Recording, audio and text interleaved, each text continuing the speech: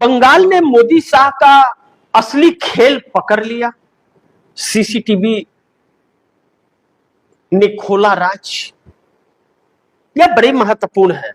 हरियाणा चुनाव के वक्त भी इसकी चर्चा हुई थी, महाराष्ट्र चुनाव को लेकर के भी, मध्य प्रदेश छत्तीसगढ़ को लेकर के भी चर्चा हुई थी कि सीसीटीवी फुटेज जारी करे चुनाव आयोग। लेकिन सीसीटीवी फुटेज की तो बात तो छोड़िए, वीवीपैट पर्ची से ईवीएम मशीन का मिलान के लिए भी मना कर दिया और रिकाउंटिंग को लेकर जो पैसे जमा किए विपक्ष के नेताओं ने महाराष्ट्र में, हरियाणा में, रिकाउंटिंग भी नहीं कराया गया।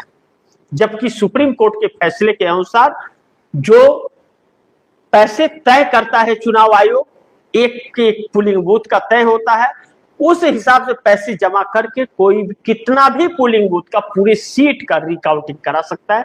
40,000 रुपया पर पोलिंग बूथ रेट उसका रखा गया कि जमा करके काउंटिंग करा ले। ऐसे में 10, 5, 15, 20 पोलिंग बूथों का पैसा जमा करके विपक्ष के नेताओं ने जमा किया, फिर भी चुनाव आयोग ने रिकाउंटिंग नहीं किया और कहा कि हमने सब डिस्ट्रॉय कर दिया और किसी और मशीन में वोट डलवा करके आप चेक कर लीजिए मशीन हमारा सही है। लेकिन सवाल वोट का था कि वह वोट जो जनता ने दिया था उसे काउंटिंग करना था और चुनाव आयोग ने बहाना कर दिया, नहीं किया। सीसीटीवी फुटेज भी दिखाने से चुनाव आयोग ने इनकार कर दिया। ऐसे में अब अगर पश्चिम बंगाल के अंदर 100 सीटों का मामला है तो वह 100 सीटों का मामला अब इतना आसानी से थमने वाला, इसलिए थमने वाला नहीं है क्योंकि ममता बनर्जी के साथ पूरा इंडिया गठबंधन एकजुट आकर के खड़ा हो गया है। और जब इंडिया गठबंधन एकजुट हो गया है, इससे ममता बनर्जी को बूस्ट मिला है। तभी ममता बनर्जी ने प्रेस कॉन्फ्रेंस करके यह कहा कि मैं इस्तीफा नहीं दूंगी और नहीं दूंगी और राजभवन नहीं जाऊंगी और मैं कोर्ट भी जाऊंगी और सड़क पर भी उतरूंगी और बहुत जल्द मैं दिल्ली जाने वाली हूं और इंडिया गठबंधन की बैठक। आज अखिलेश यादव ने या फिर और कांग्रेस ने, बाकी के दलों ने प्रेस कॉन्फ्रेंस करके ममता बनर्जी का समर्थन किया और यह संकेत दिया कि सुप्रीम कोर्ट से लेकर सड़क तक हम लड़ेंगे। अगर ऐसा नहीं हुआ तो अखिलेश यादव भी 27 में निपटेंगे और 2029 में विपक्षी दल का एक भी नेता चुनाव जीतता हुआ नजर नहीं आएगा।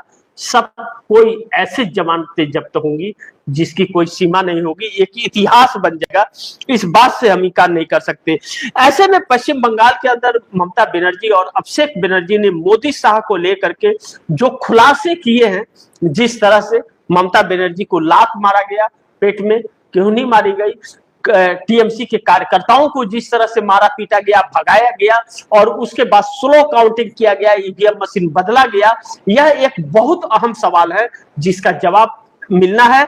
और सीसीटीवी फुटेज का सवाल खड़ा करके अभिषेक बनर्जी ने कहीं ना कहीं मोदी और शाह को बहुत बुरी तरह से फंसा दिया है, जिससे बच पाना अब इतना आसान मोदी शाह के लिए नहीं होगा। और इसी लपेटे में ज्ञानेश कुमार और बहुत सारे अफसर आ रहे हैं। अब देखना यह होगा कि सुप्रीम कोर्ट जाने की तैयारी हो रही है, पूरे डॉक्यूमेंट्स रेडी किए जा रहे हैं, सबूत रेडी किए जा रहे हैं। ऐसे में सुप्रीम कोर्ट सीसीटीवी फुटेज दिखाने के लिए तैयार होता है या नहीं, आदेश देता है नहीं, यह भी देखना महत्वपूर्ण होगा। लेकिन ऐसे में इंडिया गठबंधन की बैठक में और भी अहम फैसले होंगे जो बहुत चुनौतीपूर्ण न्यायपालिका, चुनाव आयोग और मोदी सरकार के लिए होने वाला है।